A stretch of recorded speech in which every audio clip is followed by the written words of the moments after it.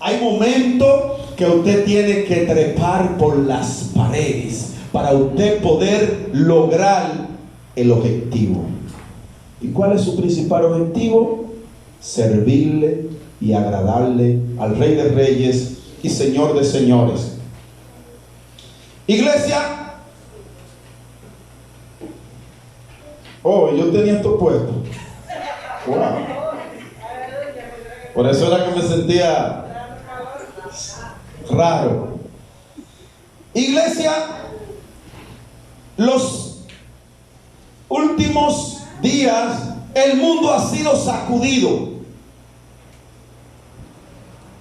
Y nosotros como pastores, como orientadores, personas que Dios nos ha puesto a dirigir este espacio, debemos orientar a la iglesia, enseñar a la iglesia de que esto que está sucediendo, eso es un clavo pasado, eso es como usted beberse un vaso de agua, eso no es nada, eso no es nuevo.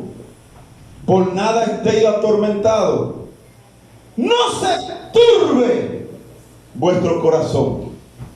Juan 14:1. No se turbe vuestro corazón. No voy a volver a predicar de ahí, iglesia, pero no se turben. Iglesia, ¿usted sabía que los cristianos no se sienten perseguidos solo en Irak y en Siria y en otros lugares? No es solamente en esos lugares que los cristianos se sienten perseguidos. Donde el Estado Islámico no ha acostumbrado a una indescriptible carnicería, allá en Irak y en Siria. Usted nada más cuando hablan de persecución del Evangelio, enfoca sus filas y usted mira hacia Irak o Siria. Iglesia, no solamente ahí, incluso en la civilización grandísima, que una zona muy civilizada, llámese Europa, la cuna de la civilización. En Europa algunos grupos protestantes han sido presionados, si bien con otros métodos muy sofisticados, porque como la cultura es desarrollada, tienen su método sofisticado para perseguir el Evangelio de Dios. Cristiano en Donbass. Pastor, ¿qué es Donbass? ¿Con qué se come eso? Donbass es un lugar que está entre Ucrania y Rusia. Eso está en la frontera ucraniana y Rusia. Eso es Donbass. Es la zona fronteriza entre Ucrania y Rusia, cuyos conflictos se han convertido en el germen de la conflagración entre las dos naciones. Lo que le ha sucedido a la iglesia en esta región en los últimos años podría ser un modelo de lo que sucedería a la iglesia ucraniana si los rusos se alzan con el poder en Ucrania. Iglesia, desde el 2014, las autoridades rebeldes prorrusas del Donbass, una región ucraniana con una fuerte tendencia prorrusa, declararon a los bautistas y a los pentecostales, como nosotros que somos pentecostales, como una amenaza, oiga bien, una amenaza a la seguridad nacional. Varios pastores, oiga bien, iglesia, oiga bien, que esto no es un asunto, esto no es un juego de niños. Ya varios pastores han sido asesinados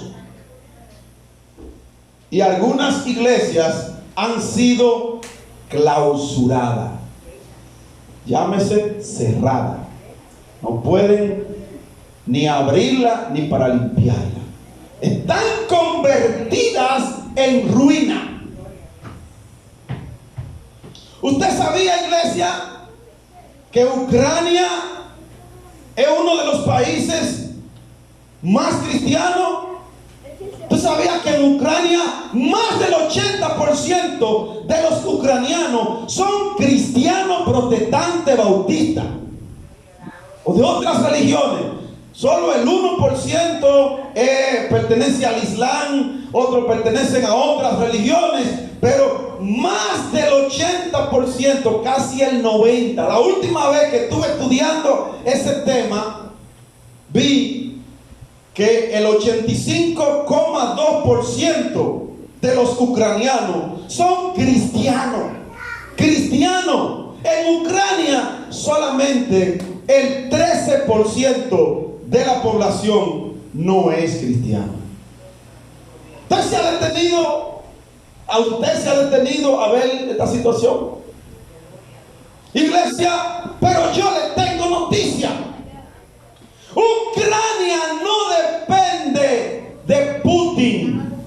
Ucrania no depende del G8, del G7 o como se llamen. ¿Qué es eso, pastor? El G8, el G7. Esas son las 8 o las 7 potencias que según ellos definen qué se hace con usted y conmigo. ¿Creen ellos? Ellos son los 8 los que deciden qué se va a hacer en el mundo y tienen una agenda, y esa agenda que presenta el G8 según ellos es lo que se hace. Pero eso es lo que ellos creen. Por eso el mundo está como está, porque el hombre se ha olvidado de Dios. El hombre está a espalda de Dios, pensando que lo sabe todo. Pero Ucrania no va a desaparecer. Gloria a Dios. Iglesia, Ucrania no va a desaparecer. Jesús comienza a decirle a sus discípulos: mirad que nadie os engañe. Muchos vendrán en mi nombre diciendo: yo soy el Cristo, y a muchos van a engañar. ¿Usted sabe por qué van a engañar a muchos? Porque hay muchos hermanos, hay evangélicos, que desde que un pastor por ahí piripipao, un pastor tigre de esto, que lo que está pensando en el dinero que usted tiene en los bolsillos, que en ocasiones se lo saca y usted no se da ni cuenta. Yo le aseguro a usted que si el pastor fuera de esos pastores, ya tuviéramos 2 solares por ahí comprados. Porque esos tipos son unos expertos manipulando la mente de sus feligreses. Y muchos se dejan engañar. Hay hermanos de la iglesia que no vienen el domingo a escuchar el mensaje del pastor y se quedan escuchando un tipo, un apóstol, por la televisión, y el tipo le dice: cierra tus ojos. El tipo de la televisión le dice: ahí en tu casa, cierra tus ojos. Y ellos cierran los ojos y le dice: ahora piensa cuánto tú tienes en el banco. Y el tipo dice: tengo 200,000 pesos. Mira, de esos 200, de esos 300, de esos 500 que tú tienes en el banco, sácale la mitad, papá. Y mira, esta es la cuenta. Y ellos son tan tarúpidos que ellos van y sacan ese dinero y lo depositan en esa cuenta, hermano. Sí, lo depositan ahí. Pastor, ¿eso está mal? Claro que eso está mal. Oye, usted conoce a ese tipo, usted y le deposita ese dinero. Pastor, pero él dice que es para la obra de Dios. Sí, pero tú estás mirando lo que están haciendo con ese dinero. Si aquí en Familia Unida el pastor no te rinde cuenta de qué se está haciendo con tu dinero, dile: pastor, ¿qué pasó con el culto de primicia? Que se reunieron 500,000 pesos. Pastor, ¿usted me podría decir qué se hicieron con esos 500,000 pesos? Y el pastor te tiene que dar un informe. Decirte: mire, varón, ahí se invirtió esto, aquí se invirtieron tanto. Mire, operaron 2 hermanos en la iglesia y a uno se le regaló 100,000 y a otro se le regaló 50,000 de esos 500,000. Entonces usted dice: pues lo están invirtiendo bien el dinero. Yo espero que no me operen a mí para que no me den esa cantidad. Amén, hermanos. Entonces usted debe pedir, aprenda a pedir reporte. Aprenda. Ahora, para usted pedir un reporte, usted tiene que saber que usted tiene que cumplir con otros requisitos. Si usted no está cumpliendo con lo que Dios demanda de usted y con los compromisos que usted tiene en la iglesia, usted no puede ir a pedir reporte. Porque el pastor le puede decir, ¿y cuánto usted dio en el culto de primicia? Oh, pastor, yo no pude dar porque usted sabe no tenía. Y el pastor le va a decir, pues mire, con el mayor respeto que usted se merece, haga silencio. Usted no tiene derecho a pedir informe, porque si usted no está aportando, ¿por qué usted hay que dar informe? Amén. Entonces, no te dejes engañar de esos falsos profetas que vienen a vosotros vestidos de oveja. Sin embargo, ¿son qué? Lobos. Y Jesús continúa diciéndole, cuando ustedes oigan de guerras, que estamos escuchando ahora, y rumores de guerra, dice Jesús, no os turbéis. No te turbe, iglesia de Dios, familia unida. No te turbe porque tú escuches que hay rumores de guerra.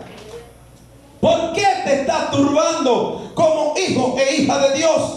Si la Biblia te habla claro de que habrán rumores de guerra. No os turbéis, tales cosas deben suceder. Oye bien, usted dirá, ay pastor, pero ¿cómo es?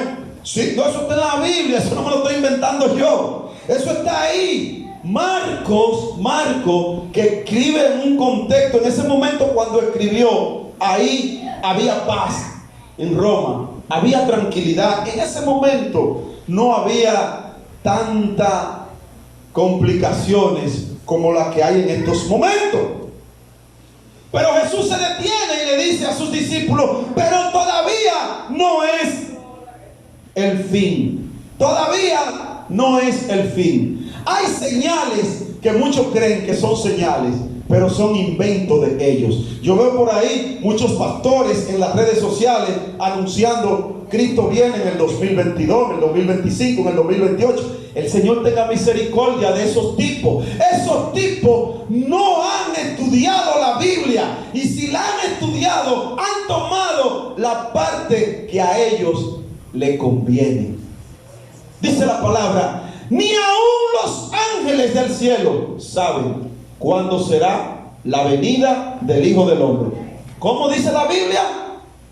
Ni aún los ángeles. ¿Y cómo usted me va a decir a mí entonces que un mequetrefe de las redes sociales ya sabe de que cuándo es la fecha de la venida de Cristo? Póngale atención a eso, hermano. Y sigue diciendo Jesús, oiga lo que le sigue diciendo Jesús a sus discípulos: se levantarán en armas, llámese armas, misiles, tanques de guerra, M16, M60 y M lo que usted quiera. Nación contra nación y reino contra reino. Y dice, ¿sabe que también habrá terremotos? Dice Jesús, sí, terremoto habrá. Wow. En diversos lugares, no solamente en México y en Japón, que hay muchos terremotos, en diversos lugares. También habla aquí de que habrá hambres.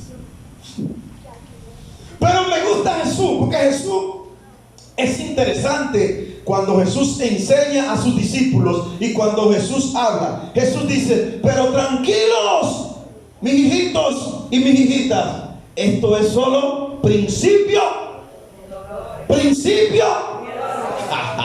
Ay, esto se pone bueno.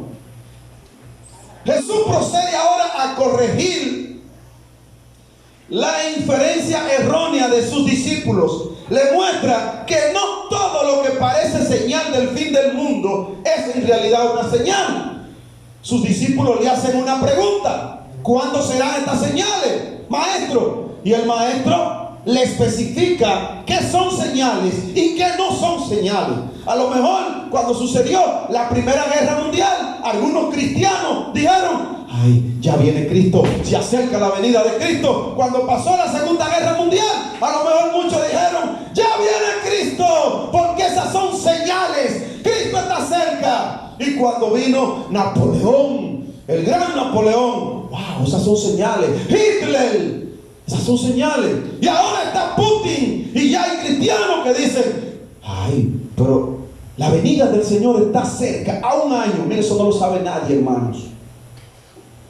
Eso no lo sabe nadie, ni aún los ángeles. No se lleven de esos farsantes que están diciendo por ahí que en el 2022 Cristo viene. Jesús procede ahora a corregirlo a ellos. En otras palabras, también hay señales que solo en sentido muy general merecen tal nombre. Cada vez que estos sucesos aislados, iglesia, se interpretan como señales infalibles de esta era, Jesús predice la venida de los que dirán: yo soy el Cristo. Estos engañarán a muchos. Muchos van a ser engañados, aún gente de la iglesia. Miren, gente que están sentados se van a dejar engañar. Sí, porque hay cristianos que de cualquier cosita están cojeando, se están tambaleando. Y en estos momentos es para Cristo Jesús saber quién está con Él y quién no está con Él.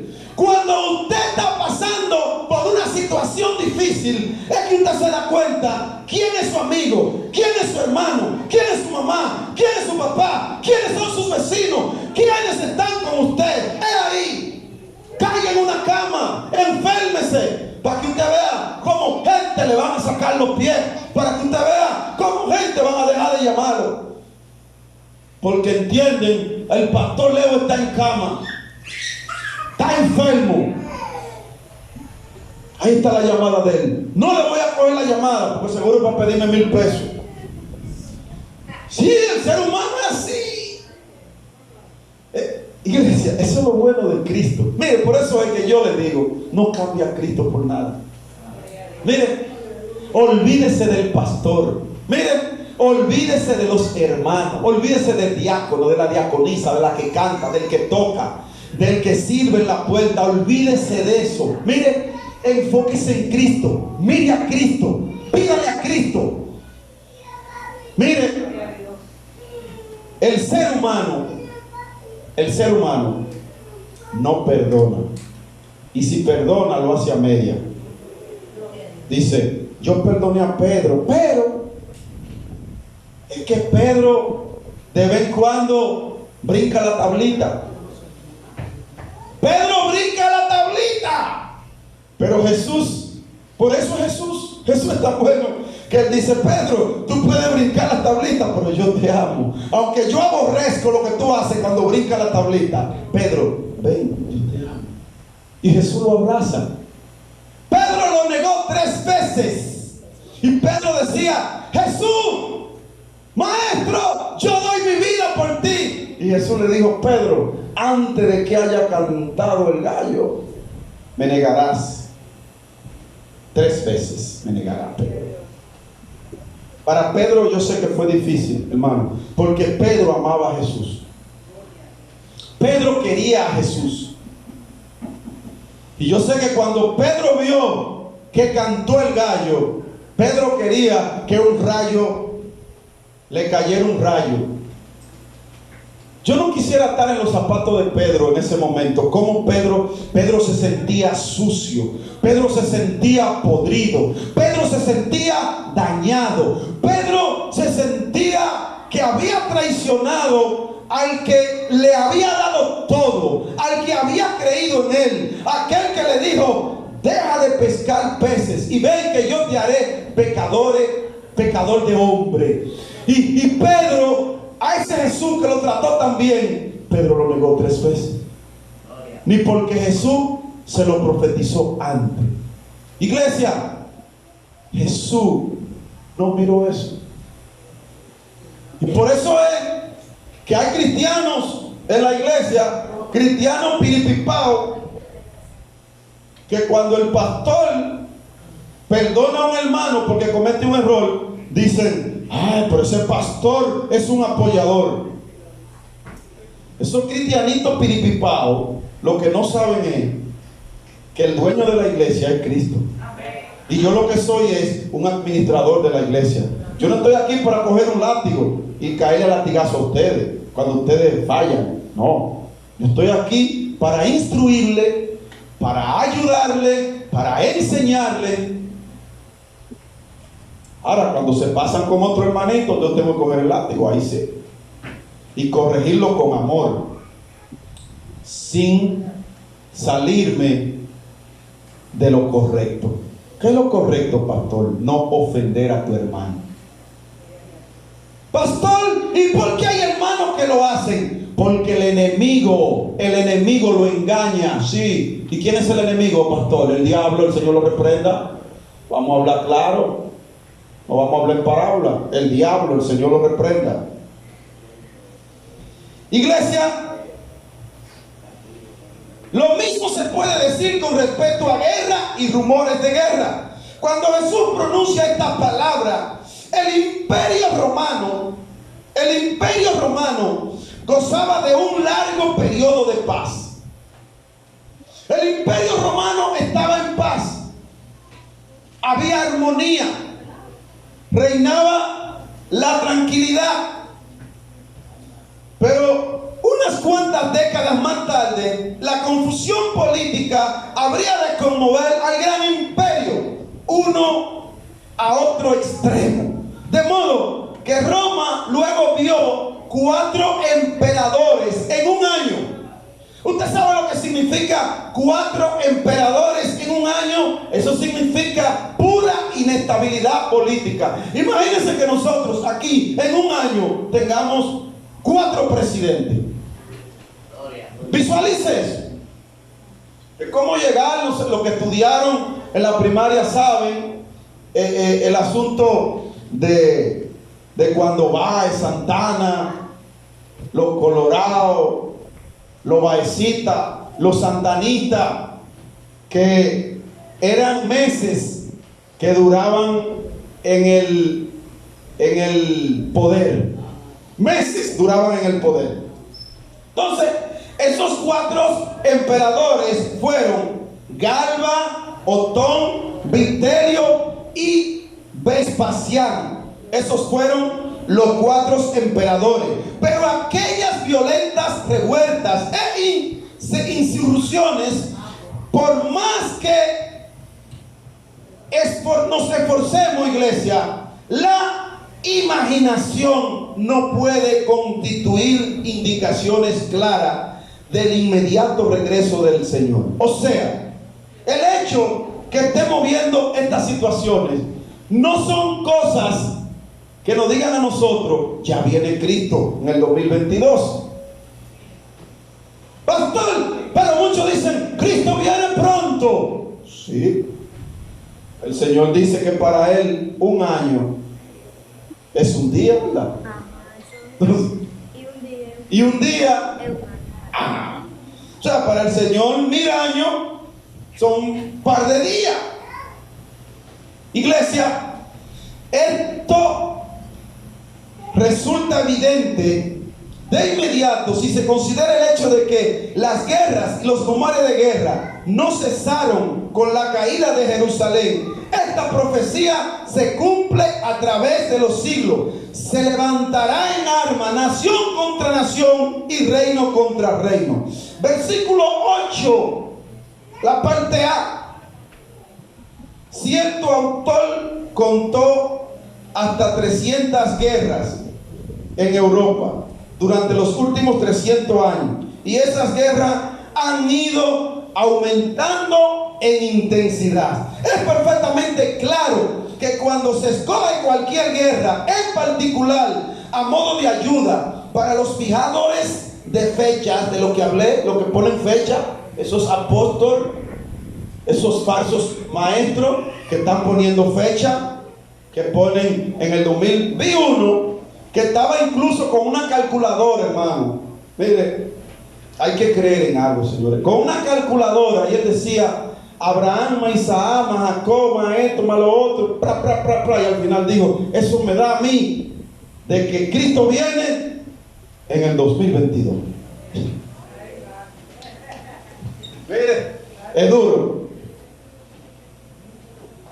Es difícil ver estos tipos diciendo eso cuando en su casa tienen una Biblia que es tan clara y tan precisa. Jesús habla también de terremotos en diversos lugares y hambre. Versículo 8b. Versículo 8b. Estas perturbaciones en el ámbito físico son indudablemente sombras e ilustraciones de lo que en escala mucho más extensa e intensa ocurrirá en la naturaleza al final de la era. Con una salvedad de que en el sentido más general no pueden calificarse como señales propiamente dichas. Ninguna de ellas pudo darle a nadie el derecho de hacer predicciones respecto a la fecha de la caída de Jerusalén o el templo de Jerusalén. Iglesia, es verdad que en el transcurso de los años 60 al 80 después de Cristo, el imperio fue asolado por pestilencia, incendios, huracanes y terremotos. Iglesia, los incendios, los terremotos, los huracanes no son de ahora. Las guerras, las persecuciones no son de ahora. Entonces yo te pregunto, iglesia,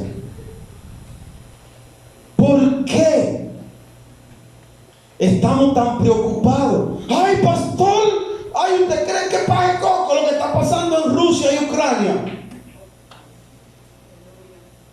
Yo estoy tranquilo. Y usted a lo mejor dirá, el pastor es un anormal. Oye, él dice que está tranquilo, que eso no es nada. Pues mire, si usted es cristiano, pentecostal, que aceptó al Señor, que fue lavado por la sangre de Cristo, usted debe estar como estoy yo, tranquilo. Mire, el COVID llegó y yo me ponía el bozal ese que uno se pone por prudencia. Pero yo dije un día, el COVID me va a matar si Dios se lo permite. El COVID me va a llevar si Dios se lo permite. El COVID no está por encima de Dios. Pero hay que cuidarse. Ya. Hay que cuidarse. Pastor, usted como que se contradice. No.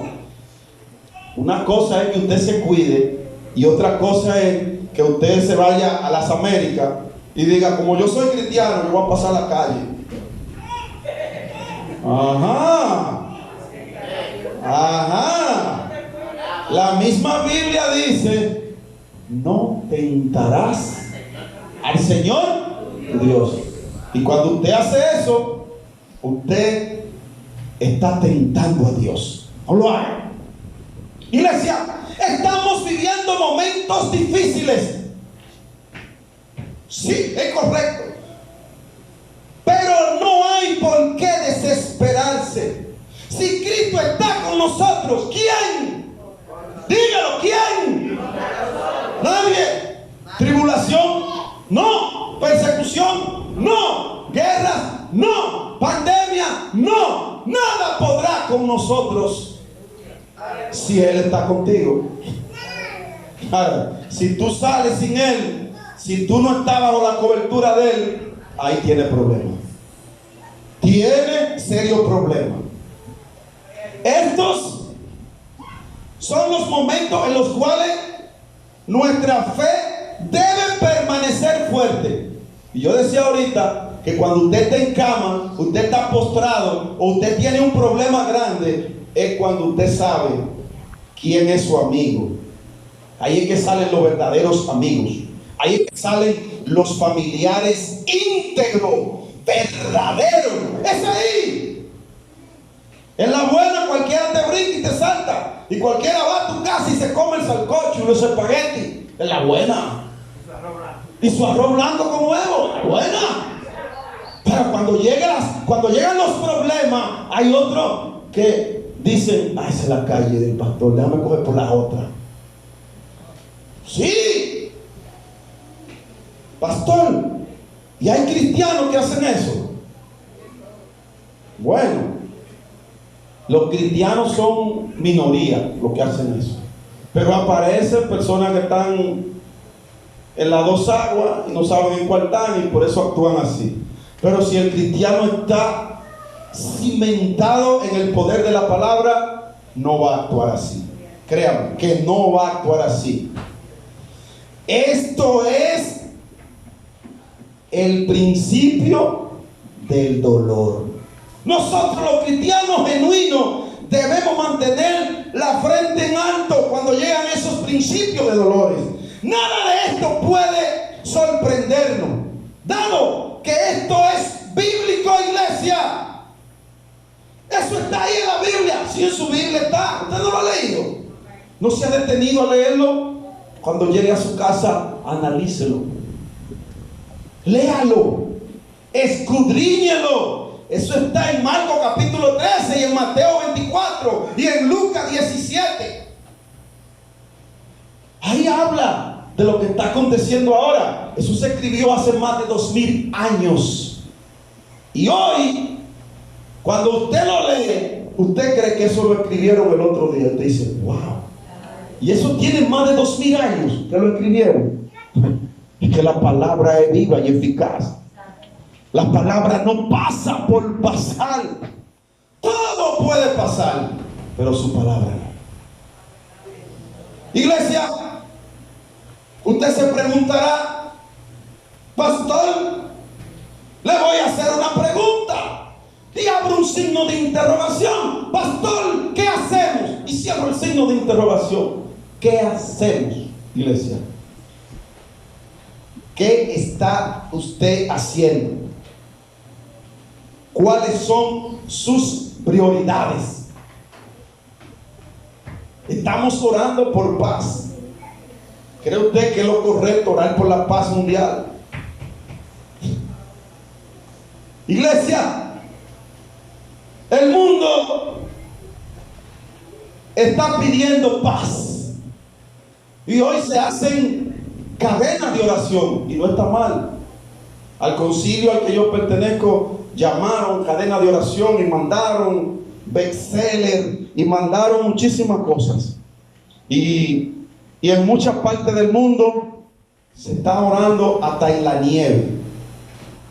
Pastor, ¿eso está bien? Sí, eso está bien, eso no está mal. Ahora, muchos están orando por la paz mundial. Iglesia, no ore por eso. Ore, oiga, ¿por qué usted va a orar? Ore por misericordia. Oiga bien, misericordia. Ore para que Dios le dé sabiduría. Sabiduría para poder enfrentar las situaciones que vienen. Porque según me dice Marcos ahí, esto es principio de dolor. Lo peor no ha llegado. Pastor, ¿y qué hacemos? Bueno, yo no sé usted, yo estoy preparado. Yo estoy preparado para lo que sea. Yo le lo digo a ustedes que yo no le tengo miedo ni al diablo. Yo estoy preparado para lo que sea.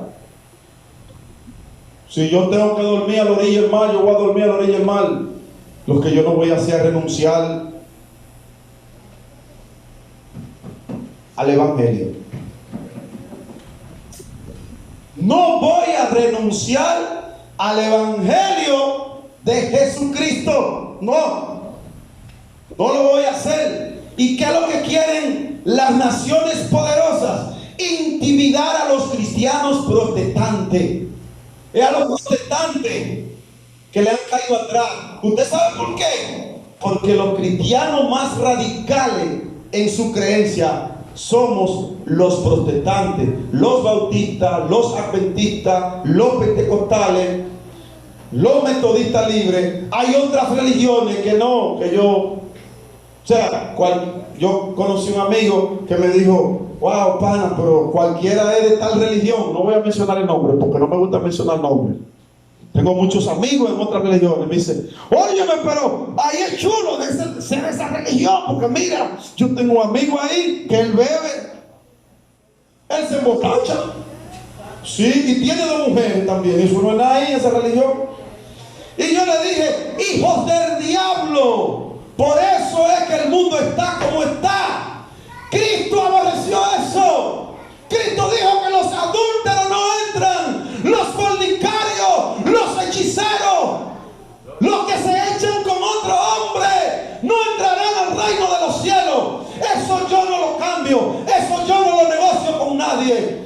Cristo sigue siendo el mismo. Hoy, mañana y siempre y por los siglos de los siglos. Él no ha cambiado. Que tú no quieras cambiar es una cosa, pero Él sigue siendo el mismo.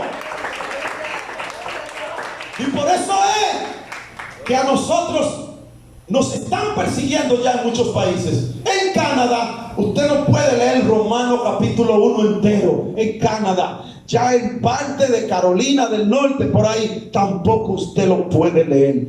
Usted como pastor no puede predicar de ahí en esos países. Puede ser demandado. Y lo que viene contra nosotros, las persecuciones vendrán. Pero para eso es que usted y yo tenemos que estar preparados.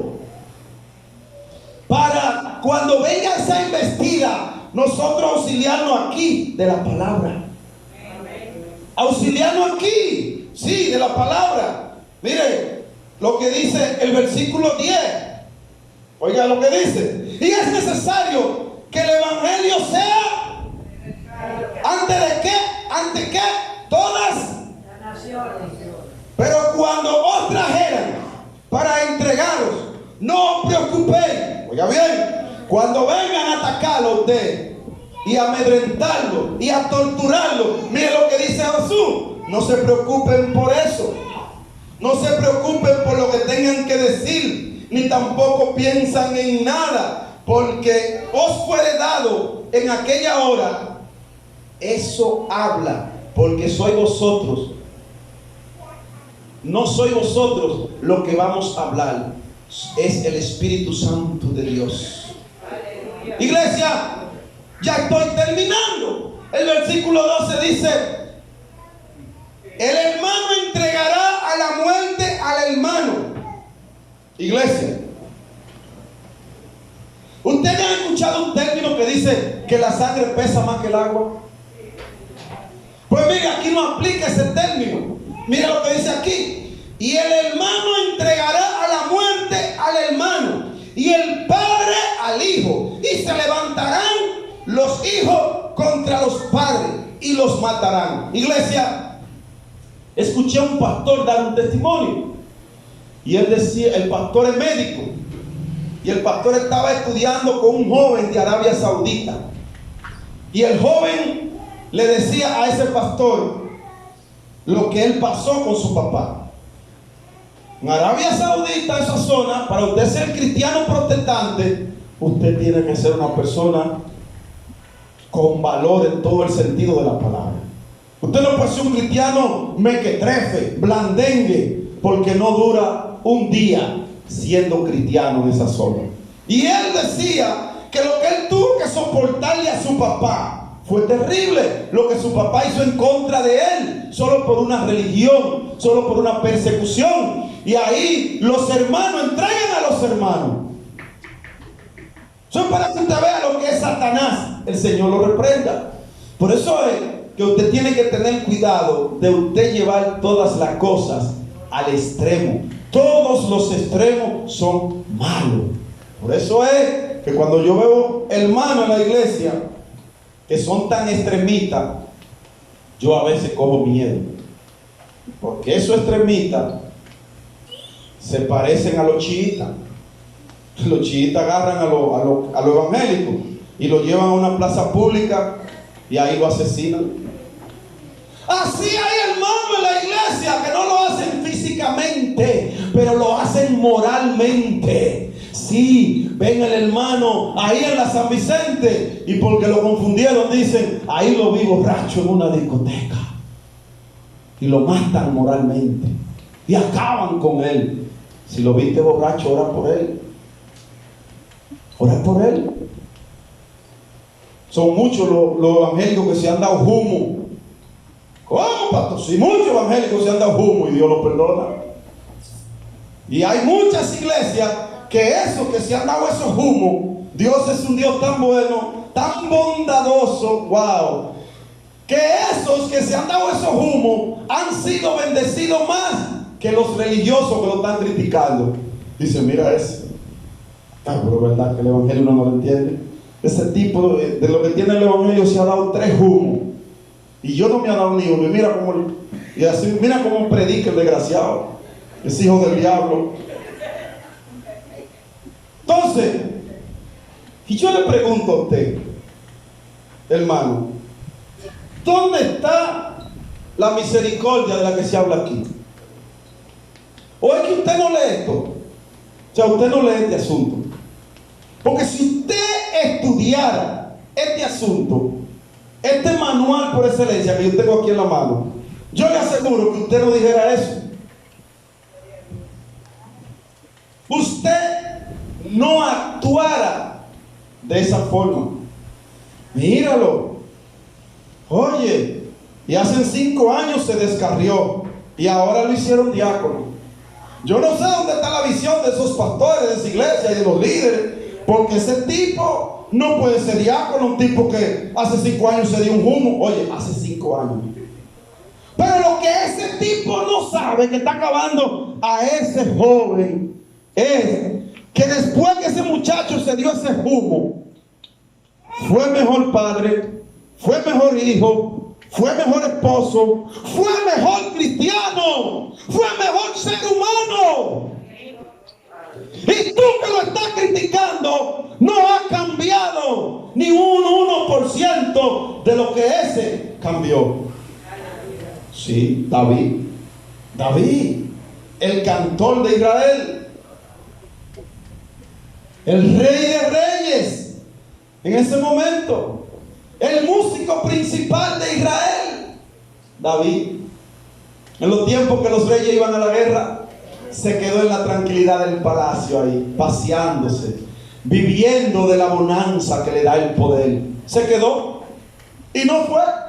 ¿Y qué pasó? Contempló la belleza de una mujer llamada Betsabé, que ningún hombre en la tierra en ese momento se podía resistir a la belleza, al encanto que tenía esta mujer. En cuanto a belleza y encanto, se parece a mi esposa. ¡Wow! ¡Aleluya! Y cuando la vio de lejos, la contempló, la codició y la mandó a buscar. Y el ser humano que es tan lambón, tan tumbapolvo, me imagino yo cuando David dijo: ¿y quién es la que vive ahí? En la casita de ahí. Porque del palacio el rey veía todo. Y me imagino yo los lambones del rey le dijeron: rey, conoce a la mujer de Urias, vamos a ir que la buscamos. A los mujeres le dijeron. Pero no pudo aparecer un lambón que le diga: rey, esa es la esposa de unos de tus leales, de unos de tus generales más importantes, de unos de los generales que más teme a Dios. No pudieron decirle eso. Y la buscaron. Y él, ni tonto ni perezoso, lo que pensó en el cerebro lo consumó. Y cometió el pecado. Y luego de ahí quiso arreglar todo y no pudo. Y terminó asesinando al esposo. ¿Tú sabes por qué te estoy haciendo este relato? No voy a predicar de ahí. Un día tendré la oportunidad de predicar de ahí. ¿Tú sabes por qué te estoy haciendo este relato? Porque te hablé de los hermanos que acaban a los hermanos cuando cometen un error. David, yo te pregunto, mencióname algo que haya cometido uno de tus hermanitos en la iglesia y compáramelo con lo que David hizo. Compáramelo. Hazme un símil ahí y compáralo. Es bueno, eso está ahí en la Biblia. Y Dios es tan bueno que aún a los grandes hombres que Él dice que son conforme a su corazón, Él no le oculta lo que hicieron. Y por eso es que el cristiano, por eso es que a mí no me duele decir que cuando yo era adolescente yo me daba mi humo. Pues yo no llegué a la iglesia siendo un niño. No son como las hijas mías que nacieron en un hogar cristiano. Yo no, yo nací en un hogar de dos impíos. Mi papá se emborrachaba y yo lo veía. Y yo también llegué a darme mi humo. Pues no voy a venir aquí ahora a privarme la demás papita que el papa. Dije, ay, el pastor, el reverendo. Sí. Aquí en la iglesia, ustedes los que están sentados ahí, el que no brinca vuela. No mire lo que el otro hace. No mire, antes de tú mirar la paja del ojo de tu hermano que está a tu lado, mira una viga que tú tienes parecida a esa que está ahí, mira, que te cubre la cara entera. Mira eso. Yo sé que a partir de hoy, cuando un hermano suyo caiga, usted va a orar por él. Yo sé que usted va a orar. ¿Usted sabe por qué? Porque Dios está trabajando con nosotros en lo más importante, que en nuestro corazón. Iglesia, el corazón nuestro debe ser cambiado. Si el corazón